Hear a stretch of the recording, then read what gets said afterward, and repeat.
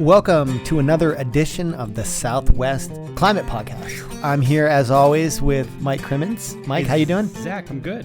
All right, this is the first day of meteorological spring. Yes. You told me that. I did, yep. What defines that?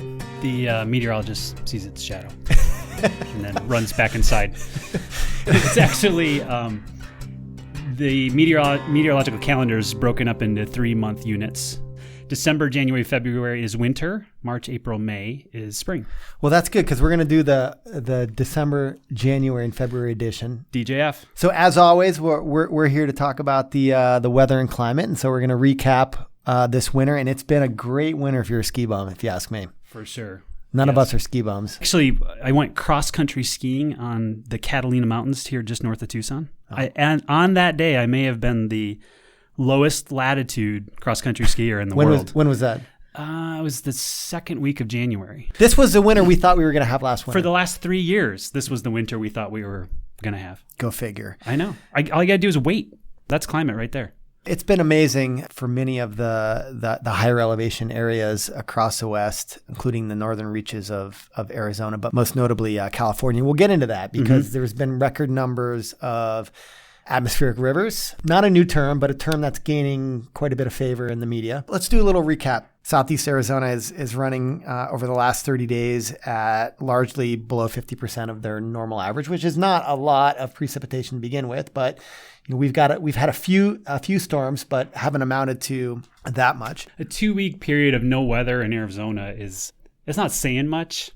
We had some bursts of activity in late December, right around the turn of the new year, and then again in sort of mid to late January. And then we actually went into a fairly warm and dry period here in the Southwest, which had some impacts on snowpack. Right, so we'll talk about the snowpack in a minute. Let's just go back over the DJF period. Most of actually the northern half of Arizona is trending at 150% of average or greater. And that largely reflects the trajectory of storms that have come in through the West Coast. If you look at some of the metrics, if we take a look at just the December and January west-wide precipitation totals, only the very far northwest part of the whole western United States, and this is sort of coastal Washington and a little bit of inland Washington, and just a touch of sort of the panhandle of Idaho, every place else in the entire western U.S. is running average to above average, which is quite remarkable. So the storm track has been sort of weaving its way from Northern California, cutting across the Northern Rockies, and then visiting us way more frequently than we normally see in a winter, and especially in putting in comparison to the last couple of winters. At the Tucson airport, we're just below average. Now, if you look at, northern Arizona, Winslow, they're about an inch above average in the last 90 days. They only get 2 inches to begin with, so quite a bit above average there. Phoenix is slightly above average. They get about 3 inches over the last 90 days, and they're about 0.7 inches above average. Let's not forget Albuquerque and New Mexico. They even get less rain over the last 90 days on average, about 1.7 inches. They're a half an inch above that average. So these are small totals, and they look really small when you go over to California. Yeah. We have to pull this stuff up because many of the higher elevation areas in California are at their maximum value, if not the top three in their history. Blue Canyon, which is near Tahoe, they on average get about 64 inches over the last 90 days. So, yes. I mean, this is fairly, on average, not too shabby. Not too shabby, but they have a surplus of 32 inches. No. And when you translate that into snowfall, so about 10 inches per inch of rain, it's quite impressive. So then the snowpack across the West, for the most part, the interior West, from California, Utah, Colorado up into Wyoming and the southern half of Idaho and even Oregon. I mean, the snow depth, the snow water equivalent, the water in the snowpacks are all near their maximum percentiles, near their maximum ranks. We're talking not just a tiny isolated part or corner of California. We're talking about large swaths of large watersheds from California all the way to the interior Intermountain West. To get out of the above average snowpacks, you have to come into Arizona. Despite the fact that in the sort of Mogollon Rim and in the Four Corners region, in the higher elevations, rather, Colorado Plateau region, we've experienced in Arizona above average precipitation. But our snowpacks, however, are below average. There's a couple different ways I think to look at this winter so far. A couple of ways, we just went through a couple of these cities, and we're looking at Tucson. Tucson, for the water year up to the present date, is trending a little bit below average. But one of the things I think is interesting about this winter is it's not because it hasn't precipitated a lot. The frequency, the number of rain days that Tucson has actually experienced so far since October 1st is 27. That's the average we would normally see for the entire October through May period. So the frequency of precip has been very consistent over time. We've had very few breaks that are longer than 3 weeks. Like the dry spells have been very short. And you see this sort of pattern all over Arizona. It's not that we've gotten to this point with just 2 events that were in October that have pushed up the water year total. The timing and the frequency of the events has actually been fairly good. So even if we're not nailing the total right now, it has felt wet because it is. We're getting these storms and clouds come in, a break, a dry out for a couple of days. Again, this is what we thought was going to happen with the El Niño activity of last year, was this kind of frequency of events. I should say, though, that the Snowtell site near Mount Humphreys and Flagstaff is actually above average. So they're about 160% of average. And that's a high elevation site, though. Yeah, so that one's at 10,000 feet. So again, this is the really interesting thing about snowpack in Arizona, is that when we look at our Snowtell sites across Arizona, we've got, I think, 1 or 2 that are above 9,000 feet, and one of them is on Mount Humphreys. So there's a site just south of there, this White Horse Lake one that you're looking at right now, that is actually at 28% of average. Well, it was actually at above average ranks in snow water equivalent in early February. But we actually did have that warm up in early February, and we lost a lot of snowpack on all of our lower elevation stations. But the 2 high elevation stations, and especially Humphreys at that 10,000 foot level, it just didn't get touched. Even as we got warmer there, it was still below freezing. He didn't have any melt off there. These other lower elevation stations in Arizona are so marginal as far as maintaining snowpack. Right. That whole record is fairly noisy. That's important because as the closer an area is to that sort of freezing line, the more sensitive they are to variations in the temperature. Totally. And we have trouble really maintaining consistent snowpack at our lower elevation stations in Arizona in a normal year. But it has been warmer, that is for sure. And a couple of these warm spells have nuked snowpack. But in the background, the soil moisture is sopping wet everywhere in the high elevation areas of Arizona. And I don't think that's going to go anywhere anytime soon. I mean, it will dry out, but it's much better than it has been in recent years. An optimistic side to this is that the streamflow forecast for a lot of these major rivers and subsequently the reservoirs are looking good. They're all above average. Yeah, and so is that for Arizona? That's for Arizona as well. That's good. I mean, it's not ideal to have it all as sopping wet soil moisture kind of working its way down into the streams. You really would want it, probably have it at snowpack, but I think it's not all that terribly unusual. I do think the warm conditions of this winter certainly haven't helped with those snowpack levels, but at the same time, it's been wet. And there looks to be even some weather coming in the next couple of weeks. I don't think we're totally done yet. We don't have to even call winter over yet. Right. We still have, it is spring, and spring's if you've already been noticing is that the days have been getting longer, that sun is much higher. Man, that sun, once it's out and in between clouds, it feels like March sun now, which is our long, maybe not so long march towards our favorite month of June. Oh. Sorry. Yeah, let's not talk about that. Doom and gloom. It's not even June. In spring. It's March, April, May, right? We don't have to talk about June. No, yet. I'd much rather talk about the wild, wet, and woolly winter. Let's do it, man. I'm ready. I will bask in the glory of this winter for many years now. So you said a couple things. One was that we've received in Tucson at least about 27 days of precipitation, which marks our average for the winter. Yeah, well, the October through May period, on average, we get about 26. October through May. Yeah, so I mean that's including March, April, May. That hasn't happened yet. We've already reached the number of days we usually see precip on it. We've only got half the amount of precipitation for that period. Yeah, we're running below average for that period. So Tucson's got about 3 inches, by this date, we should have about 3.5. It's not like one of the super dry winters where it just didn't rain at all. I mean, so what has really been this is the problem with any of our monitoring is that this is at the airport. Right. There's been a lot of rain around Tucson, and even in Tucson, just miles away from the airport, there have been places that have gotten quite a bit more rain than this. And the mountains around here are very wet relative to this location. So it's just lucked out that when these events go by, the airport gets a dribble of what the other. But I think the implication is that we haven't experienced perhaps as large of events as we otherwise would. Not sure that's totally true, because I think, again, it's the luck of the draw. It's looking at one particular station. If you kind of look around the rest of the state, Phoenix in particular has had a couple of near 1-inch events. And this has been interesting. The event that went through here, the storm system went through here yesterday, very, very wet across the middle part of the state and through the Mogollon Rim again. So kind of like Gila County and then Yavapai County and then up towards Flagstaff all got quite a bit of rain out of this event. And Phoenix did way better than we did. And again, this is one of these things where the winter storm systems we're a little out of that fetch of that moisture sometimes in the tracks of these storms.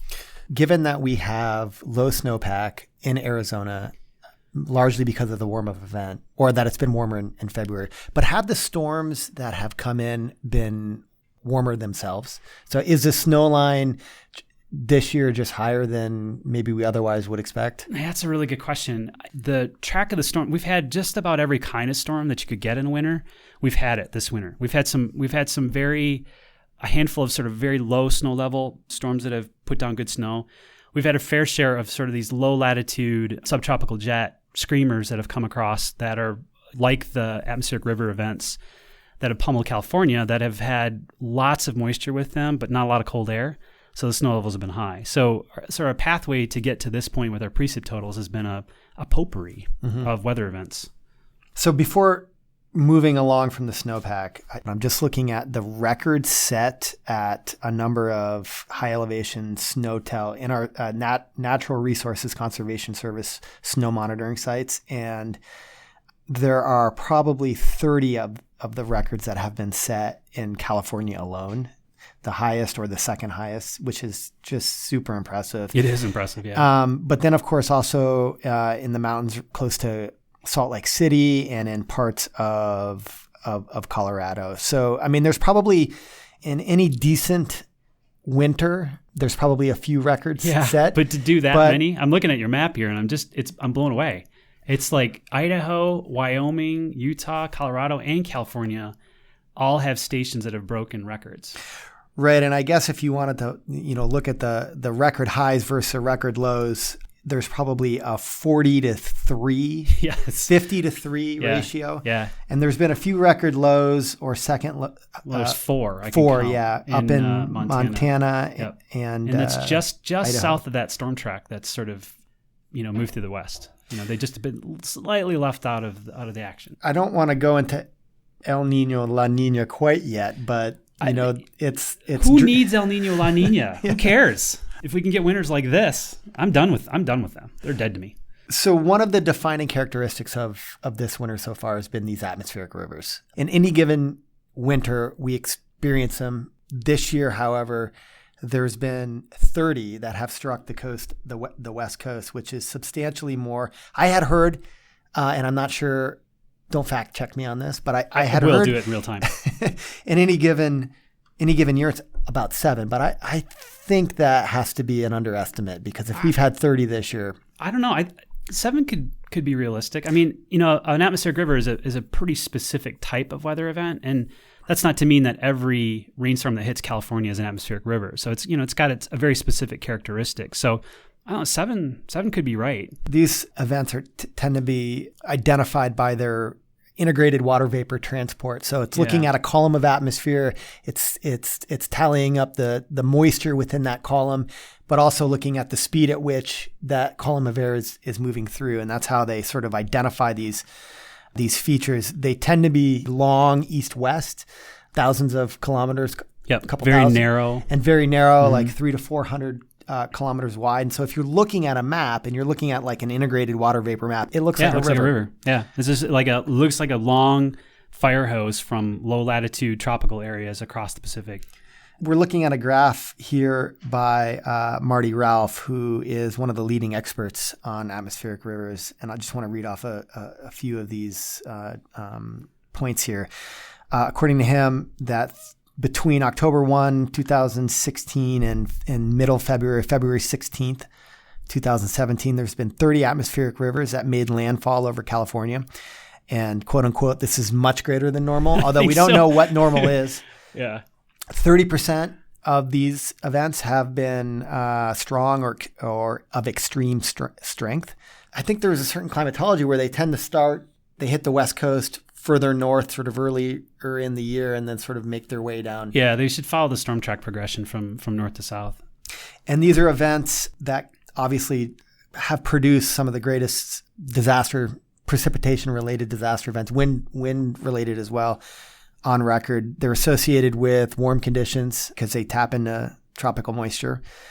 That's been the story. It's been amazing. And so you see on that this graphic, some of the stats here is on average, an atmospheric river had made landfall every 4.6 days this winter. And it seems like, listening to the news reports, and we were actually watching, we had a project with the Federal Emergency Management Agency, watching some of the reports there. That's all that they were thinking about for the last DJF, for the December, January, February period, was dealing with this literal parade of storms. And again, that was the kind of parade of storm I thought we were going to deal with last winter. So just one winter off. So let's try to make sense of this. Like what? Good luck. Okay, well, should we end this no, right now? I want to see where you're going with this. Well, no, I was actually going to turn this over to you. I was going to hope that you were going to, because my brain wants to come up with some sort of what's the pattern, what's the explanation? Did we have any insight into whether or not this was going to occur? Is this just like, are we just grasping at straws here? I mean, I get it that this is sort of an anomalous situation. Like these kinds of winters don't happen very often. And judging by the snowpack, they've never happened for many parts of the West. But can we make any sense out of this? What's your take on it? My take is that it just feel like we're reeling. It's like 3 years now of we thought it worked that way, and it turns out it probably doesn't work that way. And this was another year where, for all intents and purposes, think back to our conversations in the fall here. And we were leaning on the seasonal forecast coming up for sliding into La Niña conditions. And then that would put us expectations of probably a ridge over the Pacific, in the East Pacific, and then storm track would shift north, and then you'd get more activity through the Pacific Northwest. And then the forecast came out and they were wet, Pacific Northwest. And then so started probably middle of California south to the southwest. We were supposed to go dry. Well, Los Angeles has had 2 months in a row with all-time record-breaking total precip. La Niña winter. So, maybe we could have reasoned out in our head that during weak La Niña, maybe neutral if it wasn't gonna go to full tilt, that the Matt and Julian oscillation may become more active. And there's some evidence that has some connections to some of these atmospheric river events, at least sort of the timing, cyclical nature of them, and that storm track would retreat north. That's kind of what we were leaning on, right? Well, instead, the Southwest from Arizona, New Mexico, all the way up through the southern part of Washington has received above average precipitation through all sorts of different mechanisms. And central part of California gets pummeled and is now, some of the stations are on track to break the 82-83 record, which was the El Niño record that we were concerned about last year of sort of epic and record flooding. Well, we did it during a year that didn't seem to have much seasonal forecasting skill. And it's been interesting to watch the climate forecasting community discuss this in sort of blogs and in listservs, and then the tropical meteorologists. Everybody really is scratching their head at how strange the pattern has been across the Pacific for the entire winter.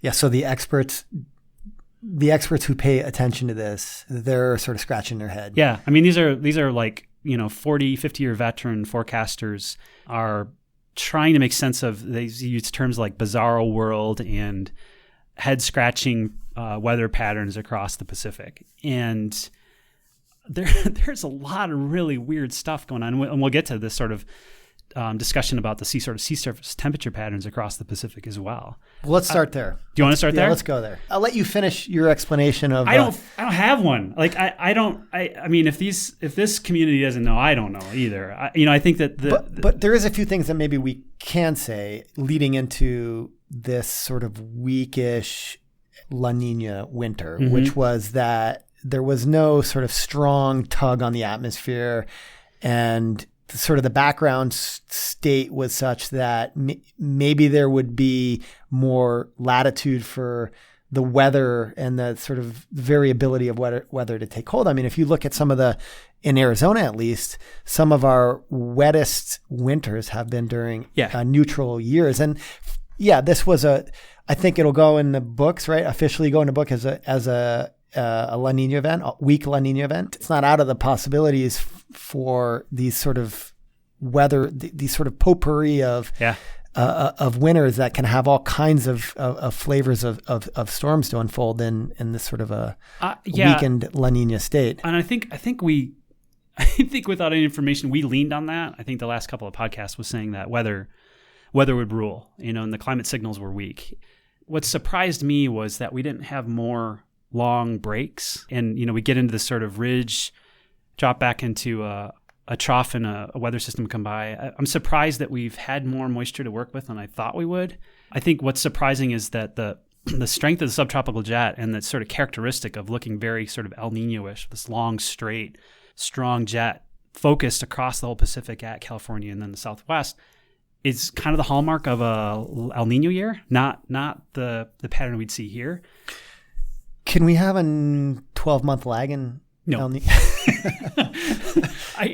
Nobody's going to write that paper? Nobody's going to write that paper. No. Nothing dynamical that would link that. Conservation of El Niño impacts. I felt like El Niño owed us, but I didn't think there was any sort of physical mechanism that was going to exercise that. But it paying happened. Its debt. I feel like it was almost like guilted into delivering that winter. It showed up late and was like, oh man, sorry, I didn't realize I didn't realize we were live. So then it just kind of gets it back together. There's some of the discussion, the tropical meteorologists were noting that the warm pool kind of La Niña signal actually did exist in the West Pacific, kind of had that standing wave. There really wasn't the typical canonical downstream pattern that would have. There was all this other sort of weather variability going on. There's been pretty rapid warming of sea surface temperatures in the East Pacific now, which we'll sort of talk about in transition. What does that actually mean? The Madden-Julian oscillation was actually pretty much non-existent until the last 30 days. It reared up and was one of the strongest on record, and then cruised around the planet in 30 days, and then has disappeared. So it was like this crazy cameo that it came on the scene, did a bunch of crazy stuff, and then it's gone. And then there's been a lot of focus, as some forecasters are, on the stratosphere and waiting for the polar vortex split that was expected to come. A couple of those events have sort of come and gone. I'd argue that all of these events are playing out in any given winter. I don't know. I think that there's been magnitude issues, though. Can you do all of these impressive extremes all at once? Or typically do you get like one thing sort of rear up and everything else sort of is fading to the background? I don't know. I mean, I don't have real good context for this, but just sort of following some of the other discussions, there's a lot of people who study very specific things who are saying, wow, that's interesting, this happened this winter. But everybody all at once saying their interesting thing, like somebody who studies atmospheric rivers gets 30. Somebody who studies sudden stratospheric warming events and polar vortex gets a couple of extremes. Somebody who studies Madden-Julian oscillations gets one of their. I mean, that's kind of nuts, isn't it? It's wild and woolly. It's wild and woolly. And, there's the sea ice issue, is probably coming into play with the sort of polar dynamics. All this warm water at the equator has got to be exercising itself in some way in the system. Yeah, there's a lot. We had just pumped the most heat into the atmosphere in the last year that we've ever experienced. So you've got a supercharged system. We're ripe for probably a lot of extremes to start to emerge now, and we're ripe for a lot of good research to come out of this as well. All right, let's take a little bit of time and talk about this La Niña event and how it took shape and how it might take shape in going forward. Like we said before, we've had this week sort of hovering around the threshold value of a negative 0.5 degrees Celsius sea surface temperature averaged over a particular region in the tropical Pacific Ocean. That was persistent for a few months. That's basically waned. And in fact, it's waned to the part most recently where the temperatures are actually trending toward warmer than average. Yeah, they are. Yep. Is that at all related to the Mann-Julian Oscillation? There's probably some sub-seasonal aspects to this. I don't really know off the top of my head if that's sort of forcing this variability. I think if you look at the trace, we started to decline the El Niño, the super Godzilla Niño of last year, followed its very typical seasonal path of waning in last spring. You know, we looked at the past 97, 98 El Niño. That thing cratered into a very deep La Niña very quickly. By the summer, we were in deep record territory with La Niña event. This one just never really gained a lot of steam, and it bumbled along on like that negative 0.5 as we talked about. And I think that was just part of its trajectory. I don't know why. I think there's sort of larger dynamics at play as to why this La Niña really couldn't get traction. And now it is sort of moving in the warmish direction. And there's some subsurface water, warm water, coming across the equatorial Pacific. And there's crazy warm water that's emerged across South American coast, which you were talking about as far as at the beginning of the podcast. Extremely warm right off, the coast of Peru. Yeah. What'd you call it? You read that it was a coastal El Niño advisory in Peru. I'd never heard of that before. I don't know if they have a coastal El Niño.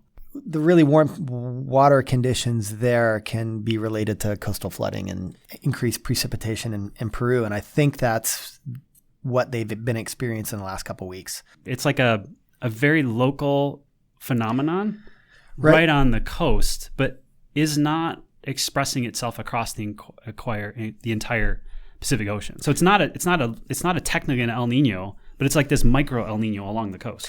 It's interesting because what we rely on up here in the Southwest is these teleconnections. Yeah, right? yeah. Like, you need a reorganization of the global circulation to get it to do something. Right. For our region, for Peru, there can be these local effects that just occur if the sea surface temperature, is warm enough. It can create perhaps its own sort of weather there. Yeah, which is pretty remarkable. I want to go back and say that this will actually enter the history books as an official it's going to make La Niña. So slacker though. Look at those numbers. That's like phoning it in. It's a weak La Niña, but nonetheless, it's going to enter into the books. And so, this will ruin our statistics further. Just think about this: wet winter, a La Niña dot. Hey, it adds another one. It adds another N. All my plots are going to be all messed up. Ugh. This is interesting. So in the last month or so, I wasn't actually listening to what you were saying. Which is normally the case. It's good for you. It's like my There's family. been a trending toward an El Niño. I did read that some of the more sort of reliable or some good models are actually picking up on this. Your favorite model. Yeah, not all of them are, and we're out far enough where there's a lot of hesitation about what's going to happen. Spring predictability. I couldn't even say it. You're right. Spring predictability. Right. Say it for me. Spring predictability barrier in these ENSO forecasts because this tends to be a transitional period. Yeah. You start to see the seasonal cycle sort of interfere with the ENSO cycle. But because some of these models that maybe are a little bit more representative, or I'm using my air quotes. Yeah, better. That are picking up on this. If you look at the CPC and the IRI seasonal ENSO forecasts, they're slightly leaning toward El Niño conditions for the upcoming fall and winter. So, I think probably a more fair way to say it is that it's slightly edging out the chance of a neutral. Yeah, and this is the super conservative probably take on this, is that the chance of a La Niña next winter are not very good, but it's probably a coin flip on whether we get into an El Niño. Well, it is, and if you look at the probabilities here, it's like the chances of neutral for the fall season are basically at their climatological average. Yeah, that's right. Good point. They've just replaced the probabilities for La Nina and transferred it over to the probabilities of of El Nino. But no, there's some reason it makes to believe sense. That. Yeah. So it's edging out its climatological probability of El Nino, and it's meeting its. It could have placed that in neutral though. It could have taken from El Nino or La Nina and put it in neutral. So you're right. So it's a bit of a lean. Gosh, we've been here before. What is it going to take to kick this thing in the pants to get it to be an El Nino? It's going to be all those things we talked about in the last couple of years. Is looking for westerly wind bursts. It's going to be the tropical storm activity in the Western Pacific. It's going to be those Kelvin waves that are kind of coming across the Pacific Ocean, and just seeing what we can sort of make out of this. Do you think the winter can keep this up so far? Yeah, I do. So you think I'm a believer now. Yeah. I have to say though, I mean, this was offline, but minutes ago, going back to the El Nino, underneath your breath, you're saying, I think it's going to come back. It's coming. Yes. No, who cares though? Yeah. I mean, I don't, that's the thing is, I have this weird dissonance in my head now. I'm excited about this wet winter, and I'm hearing an El Nino is coming, and I don't care because I don't have any idea what it'll mean. It does not in any way mean that next winter will be awesome like this winter. Right? It'll probably let me down again. So I'm just kind of living in the moment. March is a busy month. Yeah. What? Do you have stuff going on? Got a lot of shopping to do. That's what I was wondering. I was like, what do you weather-wise, gem show or something? Climate-wise. Climate-wise. Yeah, it can be. So February, March, April. February, March, really. April is very generous. March is it's still got some action in it, climatologically anyways, for the Southwest. And if you look at the weather forecasts over the next couple of weeks, one more sort of long wave pattern storm system kind of is able to squeak itself out. The problem we start to get now is the storm track is going to start lifting back towards the north. The access to moisture is going to be harder because the storms are going to be a little bit warmer. So for us to get good soakers out of this, it's going to have to be these kind of low latitude subtropical jet pulling in subtropical moisture. And our snow, quite honestly, season is probably winding down, right? I think for the Southwest, I think March 1st is peak snowpack for the Southwest. And I think April 1st is everybody else. Here. So I think what we got now is what we got for the Southwest. Well, but I think we could squeak out another couple too. I mean, if the bottom fell out and we didn't get any more precipitation, at least at the international airport in Tucson, we'd be roughly at what are we at? 3, and the average is 5. Yeah, that would not be good. I mean, if it's 60%. Yeah, that would be not a great finish. So, I think for Tucson, if we can pick up another inch, I think I would be okay with that. It would still put us probably below average, but the frequency of events wouldn't be too bad. There's this other weird part of me now is like, well, if this El Nino signal sort of emerges and there's sort of any sort of syncing with the atmosphere at all, could we have this weird April, May activity that we had the last couple of years? It happened the last couple of years. Yeah, and there is some evidence that it had some atmospheric connections in the tropics to the mid-latitude pattern. So what pattern would that produce then? Well, it was kind of it's a good question. I remember it being sort of in the correlation patterns anyway, sort of a trophiness across the, it could be this sort of idea of a closed low or cutoff lows wandering across Southwest and accessing some of that East Pacific moisture, which is what it had been able to work with. That's pretty far-fetched at this point, but man, if we did that, can you imagine if we had precip? I'm always like, if it rains in April, I'm completely mystified. Yeah, I don't even know how it works. And actually, last May we had this. We were all mystified about that. Well, it was weird. We had this weird trophiness, which meant kind of low pressure systems across the Southwest, and it also meant cooler than average temperatures. Those La Nina years have passed. We would have already in March been looking towards the blow dryer weather pattern setting up, getting very warm, very dry, and then just waiting for the monsoon to show up. All right, Mike. So thanks for ending this with sort of a rosy picture of. What did I do? Well, you're optimistic about March continuing. Oh yeah, I'll give you that. Yeah. I was. If you're extending my forecast all the way out into the spring. No, I was musing. I wasn't forecasting at that point. It's like a busy month for you. Okay, so thanks everybody. This has been another installment of the Mike Crimmins Show. Thanks for tuning in. We'll come back maybe sometime close to the 1st of April, April Fool's Day. And all right, have a good March. The Southwest Climate Podcast is a production of CLIMAS, which is part of NOAA's Regional Integrated Science and Assessment Program and is housed at the University of Arizona Institute of the Environment. Mike Crimmins is a principal investigator with CLIMAS, a professor of soil, water, and environmental science in the College of Agriculture and Life Sciences, and climate extension specialist with the University of Arizona Cooperative Extension. Zack Guido is a research scientist with the Institute of the Environment and UA program manager of the International Research and Applications Program. The podcast is edited and produced by Ben McMahan, Research, Outreach, and Assessment Specialist with CLIMAS.